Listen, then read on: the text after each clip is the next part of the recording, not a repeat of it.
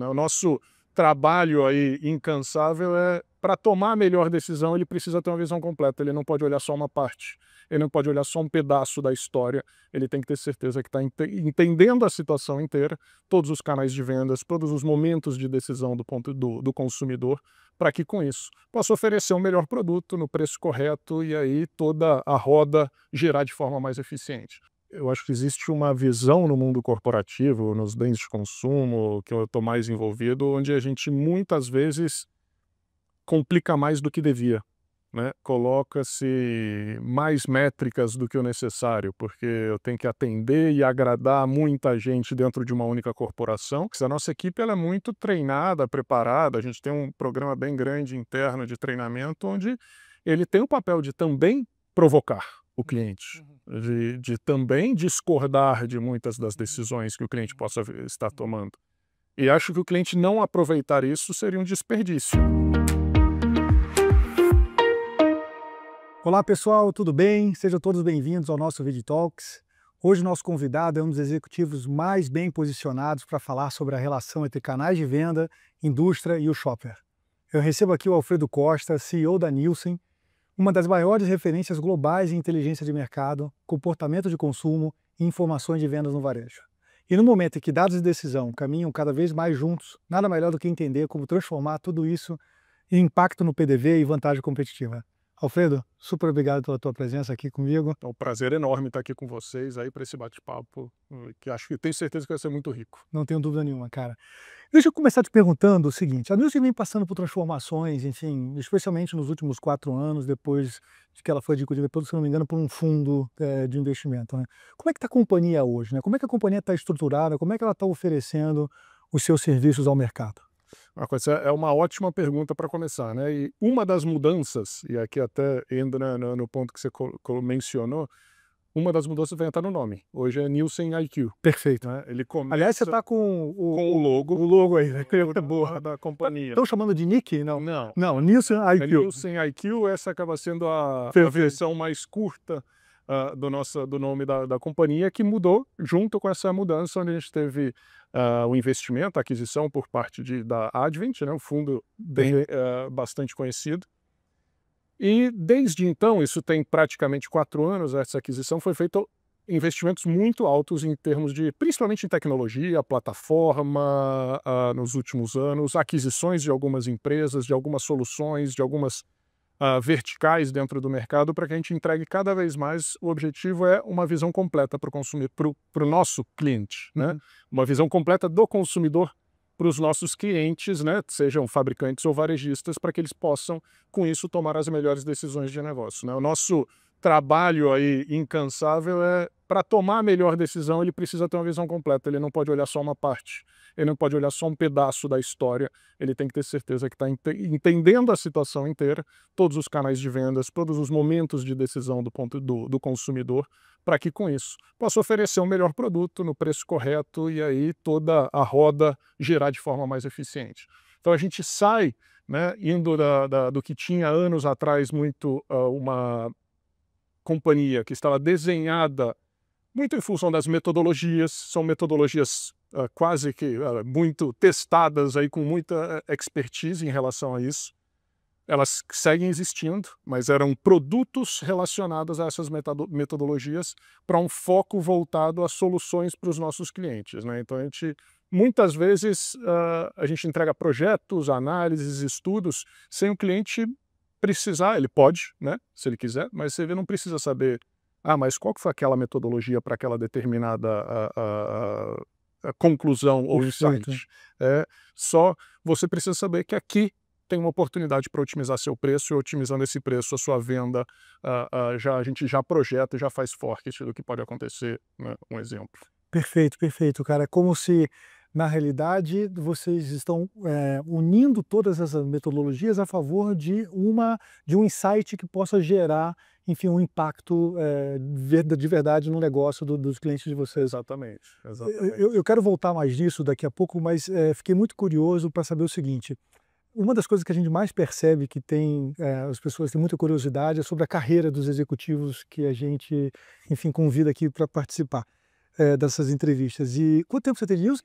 25 anos. 25 anos, cara. 25 pouca anos. 25 anos. E, enfim, é relativamente comum no mercado de inteligência, de pesquisa, ter nessas carreiras longevas. Conta um pouco, como é que você chegou até aqui, cara? Isso não sei se é comum, tá? Aham. Eu acho que existem alguns, mas eu entrei na companhia como estagiário, né? E no fundo foi meu primeiro, eu diria, meu emprego formal. Já tinha feito algumas coisinhas, mas como emprego formal foi o meu primeiro trabalho. E foi, desde o primeiro dia, me encantei.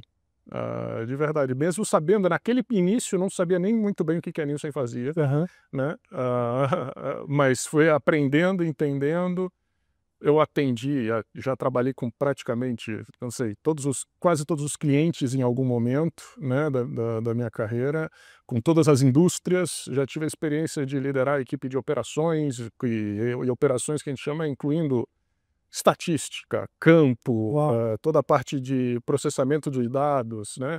A experiência de trabalhar com uma equipe regional para a América Latina, e também fiquei 4 anos fora do Brasil, né? A própria Nielsen me convidou para assumir uma outra posição, né, e ter essa experiência. Naquele momento a ideia era ficar 2 anos, acabei ficando 4, né? Fiquei na Austrália, era Uau. responsável pela operação na Austrália e Nova Zelândia, né, na parte de Bacana. consumo.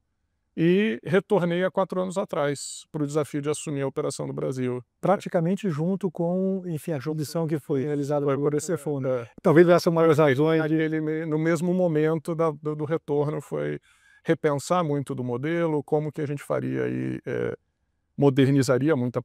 A gente teve toda uma migração de plataforma, uma migração de tecnologia, isso que a gente fez ao longo aí dos últimos anos. Boa. E para trabalhar nessa indústria, enfim, a gente está dentro da mesma indústria, por assim dizer. Você acredita que os profissionais eles têm que ser mais especialistas ou mais generalistas, por assim dizer? Qual é a principal competência que você entende assim que é necessária para trabalhar dentro da nossa indústria? Eu acho que tem espaço para os dois, né? Eu não acho que seja um ou outro. Depende muito dos papéis e das funções que cada um... Poxa, a gente tem na Nielsen pessoas que são especializadas em precificação, né? Especializadas em metodologias para entender, desde neurociência, para entender impacto de campanhas publicitárias e reações dos consumidores frente a uma campanha publicitária, né? Então a gente tem uma quantidade que sim, preciso de gente especialista, mas eu preciso de gente generalista para entender o cenário, entender o business do cliente, entender a necessidade do cliente, né? E para poder trabalhar junto com ele, né? A gente brinca que muitas vezes, e eu faço essa brincadeira interna com a nossa equipe, eu gostaria um dia que a nossa equipe no final do ano fosse avaliada pela performance do cliente.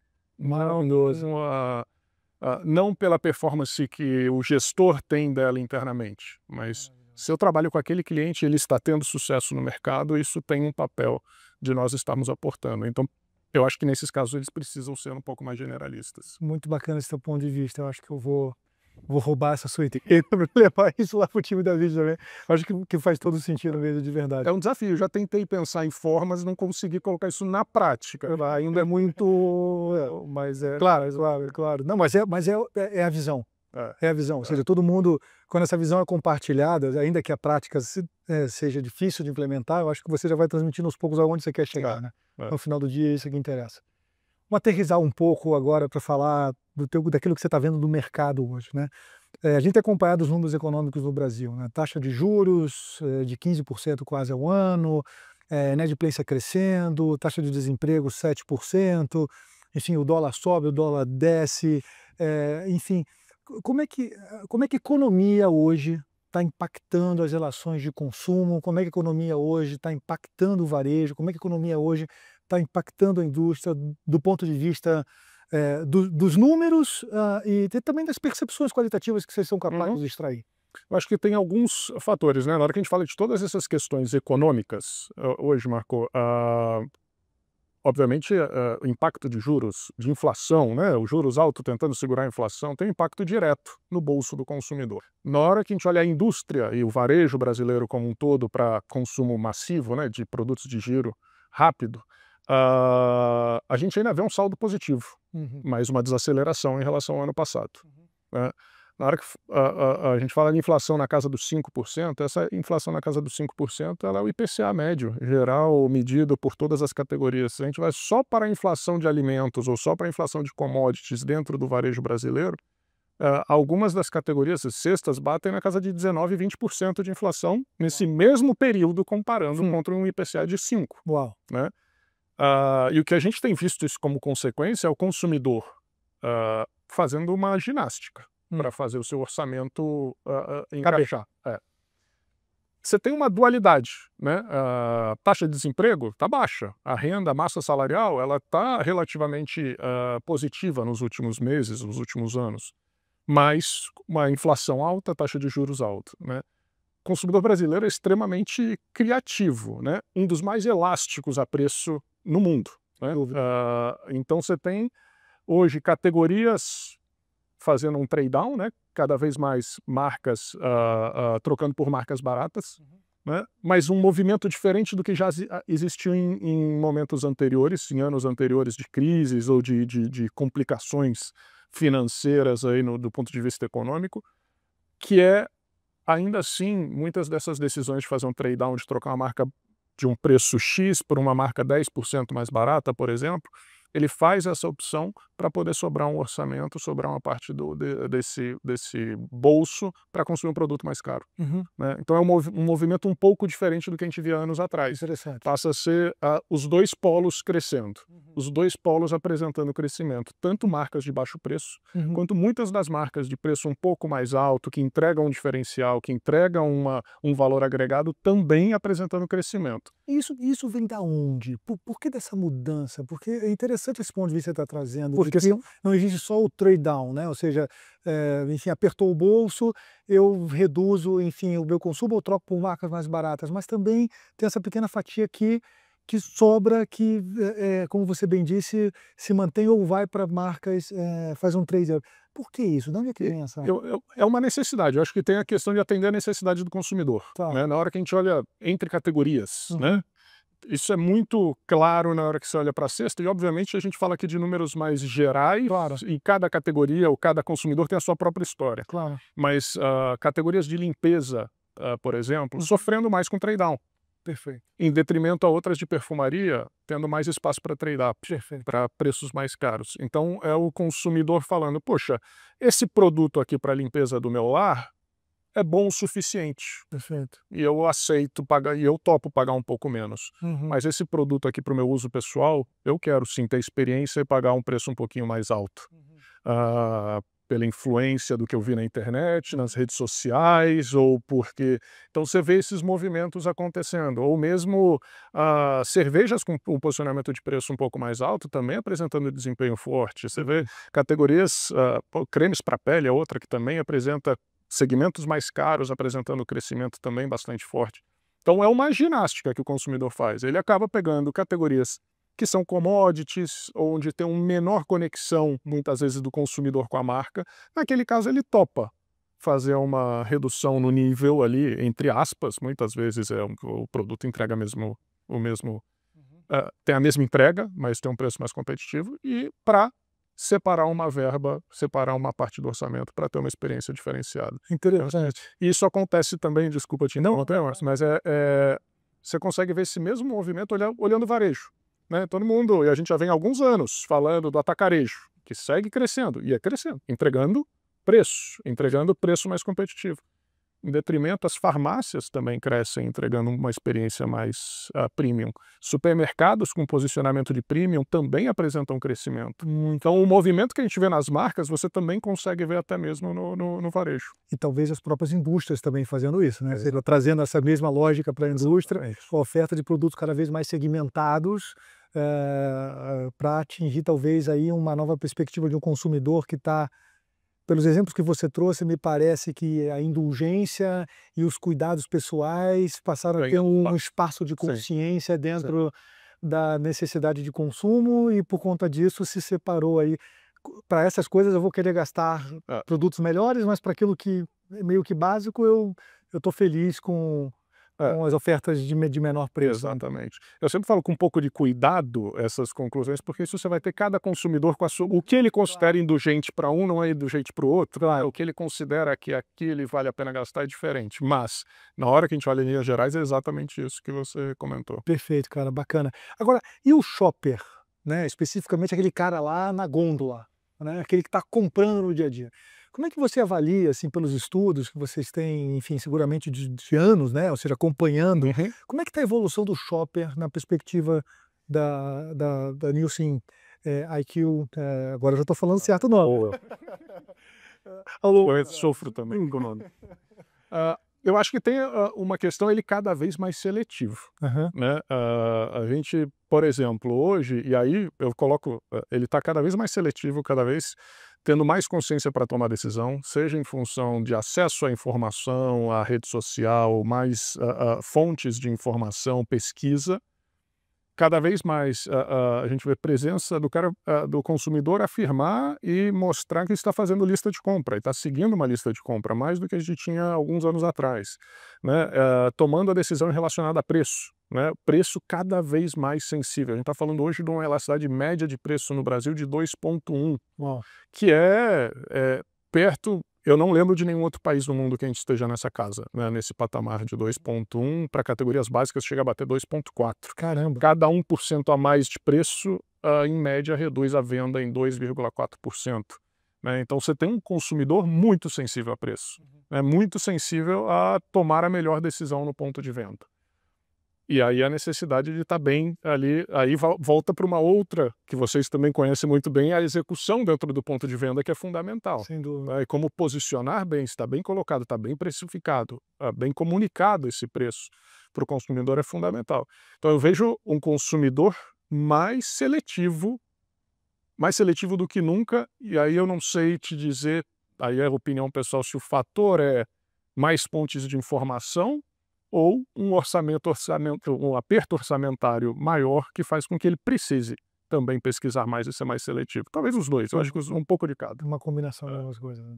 Alfredo, me conta uma coisa, olhando do ponto de vista da empresa, né, como é que você acha que está o nível de utilização de dados por parte das grandes corporações, por assim dizer? Você acha que eles têm usado de forma eficiente toda essa gama de dados que estão disponíveis para produzir insights e efetivamente, né, talvez uma segunda pergunta, levar isso a uma melhoria contínua, ou seja, uma prática desses insights lá para a ponta? Como é que é a tua avaliação sobre isso? Eu acho, Marco, essa é um ótimo questionamento, né? E muitas vezes em reuniões com os nossos clientes, parceiros, muitas vezes tem esse tipo de questionamento sobre.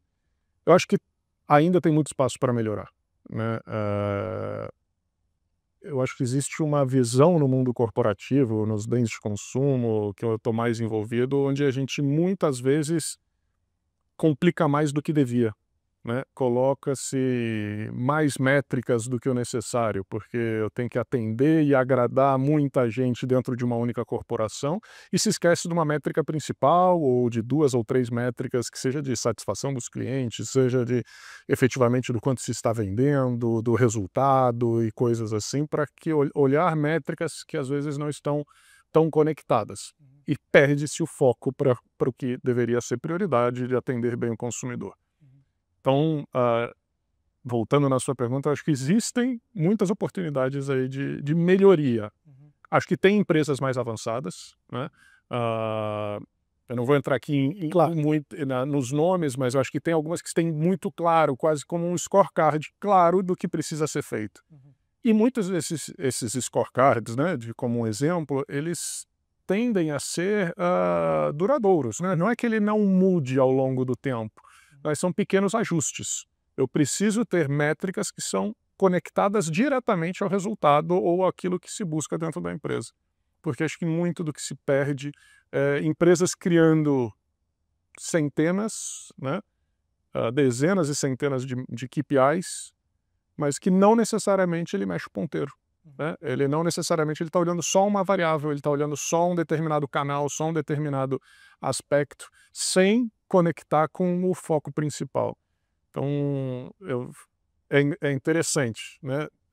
Eu tenho alguns exemplos na cabeça que não posso compartilhar, mas Muitas vezes aquelas corporações que a gente entende que são as mais avançadas, muitas vezes estão mais distraídas com uma quantidade de arquitetos que outras mais simples que conseguem tomar decisões mais rápidas e estão focadas no que é de verdade relevante. Se a gente sofre também um pouco disso, né? Ou seja, estamos no mesmo mercado, né?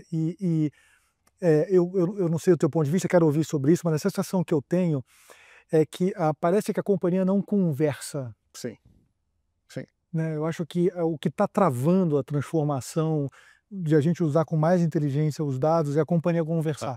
Então, tem uma área de BI dentro da organização que não fala com a área de negócio, que não fala com a área de vendas, que não fala com a área de marketing, e aí fica cada um olhando o seu celeiro. Na realidade, como você bem trouxe, a resposta é uma só, integrando todas essas perspectivas, né? E eu não sei se você tem esse mesmo ponto de vista, ou talvez algum outro adicional, mas eu vejo que talvez não está na agenda das companhias conversar a respeito do que é mais produtivo a gente fazer a favor do negócio, e sim o que é mais produtivo a gente fazer a favor da minha meta, por assim dizer. Sim, eu concordo totalmente com o seu ponto, Marco, porque eu acho que é muito comum ver isso acontecendo nas empresas. É muito comum uma determinada área querendo olhar determinados KPIs que favorecem essa área em detrimento da outra, ou escolher quais números utilizar. E te dou um exemplo que isso real que aconteceu. Isso tem 2 anos e meio praticamente. A gente fez uma migração enorme de plataforma, né? Onde a gente colocou todos os nossos serviços dentro da mesma plataforma. Foi uma revolução bastante trabalhosa, mas que ela já está aí finalizada, mas foi onde a gente mudou completamente todos os nossos entregáveis para os nossos clientes. Né? Então eu tinha um determinado cliente, recebia mais de 80 relatórios por semana. Meu Deus! Né? Alguns relatórios desses eram mensais, mas a maioria eram semanais.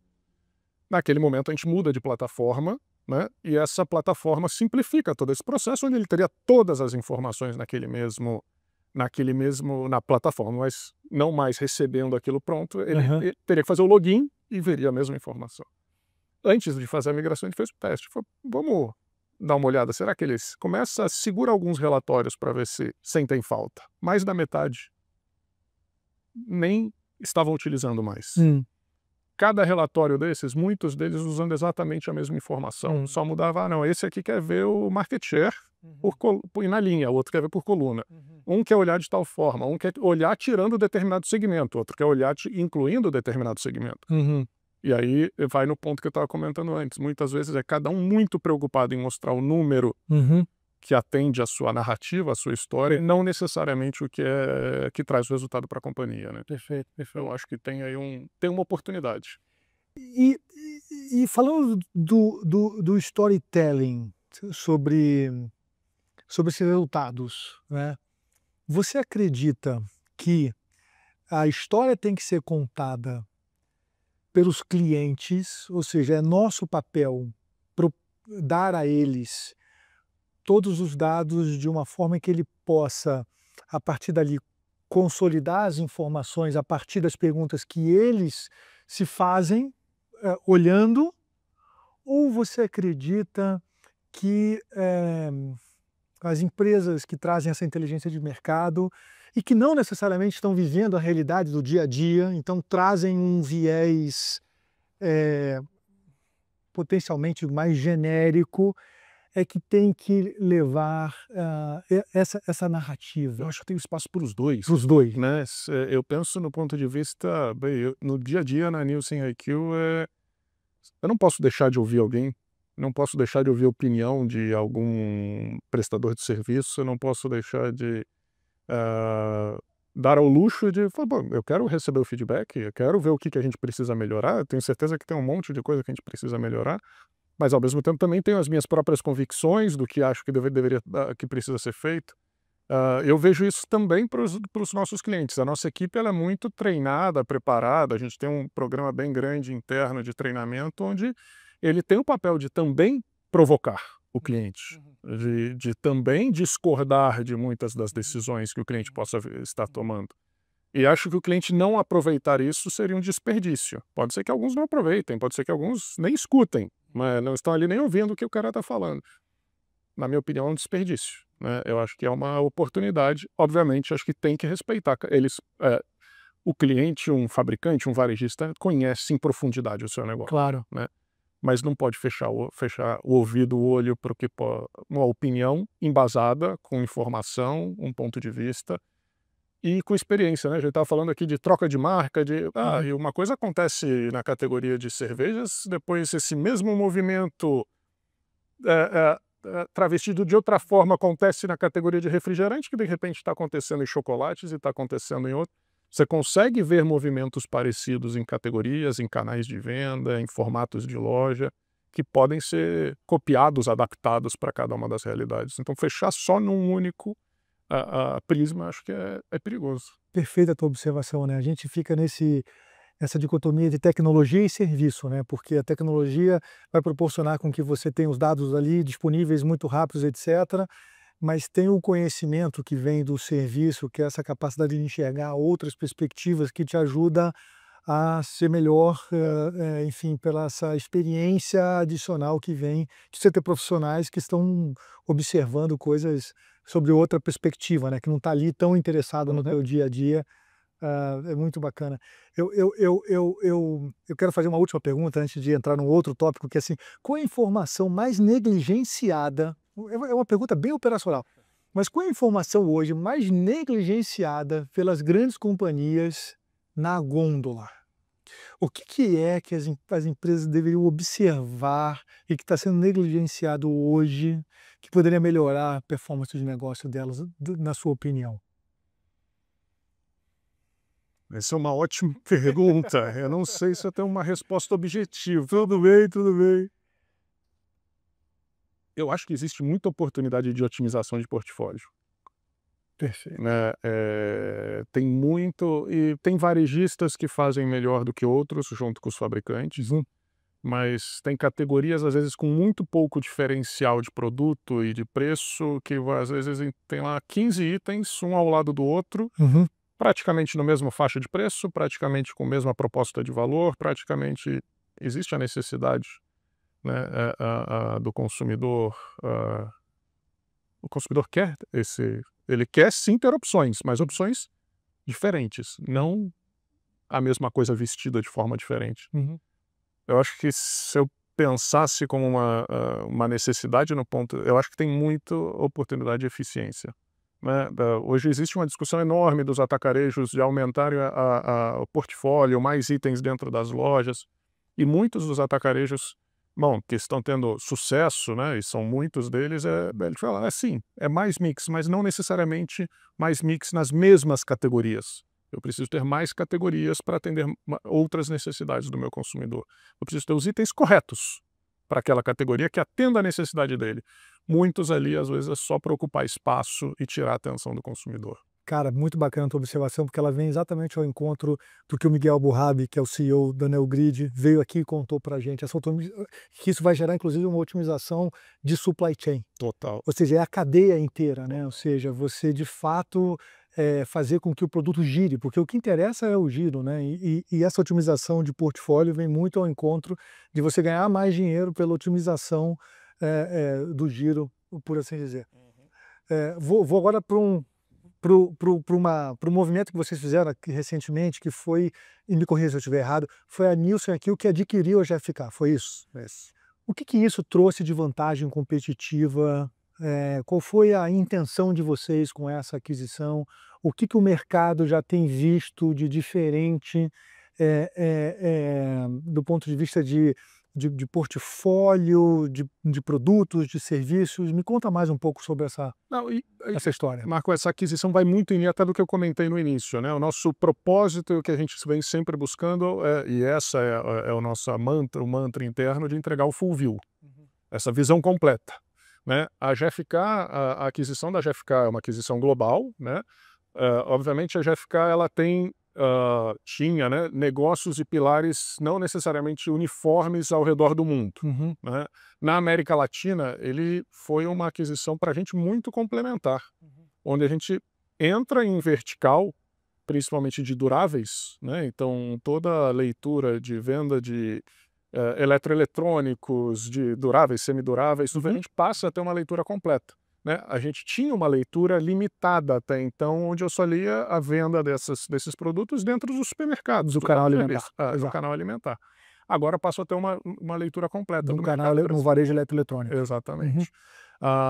Essa foi o principal vertical que entra, né? Junto a isso entra a leitura de pneus, de tintas, de lentes de contato, entra indústrias que até então a gente não tinha essa leitura. Então, nosso objetivo é entregar essa visão completa. Isso é um canal enorme, né? Gigante, que a gente passa agora também ter incorporado, né? Então, na hora que eu olho os dados da Nielsen, eu incorporo, já tenho todos os canais que os clientes muitas vezes estão acostumados, os autosserviços, os atacarejos, as lojas tradicionais, os bares, mercearias e assim por diante.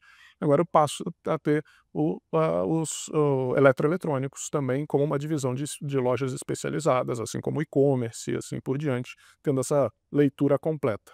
No final do dia, vocês ampliaram a capilaridade de indústrias que vocês passam a ler, mas com esse mesmo objetivo de oferecer várias metodologias que entreguem, enfim, um resultado final ali de insight para o cliente. Exatamente.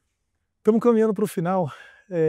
Eu queria deixar aqui uma provocação para você nos ajudar a refletir sobre o futuro da inteligência de mercado. Como é que a Nielsen, como é que você enxerga o uso de dados sobre o consumo, sobre o varejo, sobre a indústria? Me dá um pouco do que você acredita que vai vir aí para frente sobre esse aspecto. Eu acho lógico, né? Na hora que a gente fala do que vem pela frente, já virou mantra, já virou até uma palavra, todo mundo fala de inteligência artificial, né? A gente tem, até mesmo dentro da nossa plataforma, o nosso Ask Arthur, que é o nosso, funciona da mesma forma. Então você pergunta, ele já te entrega as análises principais. Como é que é o nome? Ask Arthur. Ask Arthur, ok. Porque Arthur é o nome do fundador da companhia, o senhor Arthur Charles Nielsen, que deu hoje a companhia, e aí pergunte ao Arthur, e aí você consegue fazer as perguntas e ter as análises, eu diria, básicas dentro da categoria. Não consigo imaginar algo longe, diferente do que a inteligência artificial pode proporcionar. Mas uma coisa que a gente tem muito claro dentro da Nielsen e discute isso bastante e a gente olha isso para todas essas, a inteligência artificial generativa, tudo isso, para ter uma boa inteligência artificial eu preciso ter bons dados para alimentar. Muito bacana. Né? Então a gente entende que tendo essa visão completa, com uma camada de inteligência artificial, isso vai permitir com que a gente possa entregar análises, insights e apoiar decisões dos nossos clientes e parceiros de maneira ainda mais relevante, né? Que acho que é isso que a gente busca. Então olhar, uma boa inteligência artificial precisa ser bem alimentada. Sendo bem alimentada, a gente pode mudar de patamar e cada vez mais. Eu dou um outro exemplo para terminar, a gente, a partir do próximo ano, a gente começa não mais para os nossos clientes entregar apenas as categorias que eles atuam. Começa a entregar a visão completa de todas as categorias que estão ao redor. Né? Então a gente começa nesse caminho de não é só chocolates, não é só cervejas, não é só as categorias de consumo, mas olhem para o mercado como um todo, porque o consumo de eletrônicos pode influenciar o consumo no seu dia a dia. Então é cada vez mais trazer essa visão completa, que é algo que eu imagino e espero que a gente tenha como direcionamento. Show. Cara, obrigado. Obrigado a você, é um prazer. Muito bacana mesmo. Então é isso aí, pessoal. E você que nos acompanhou até aqui, se esse episódio te trouxe uma nova perspectiva sobre inteligência de mercado, compartilha com o seu time, com a sua equipe. A gente se vê no próximo episódio do Video Talks. Até mais.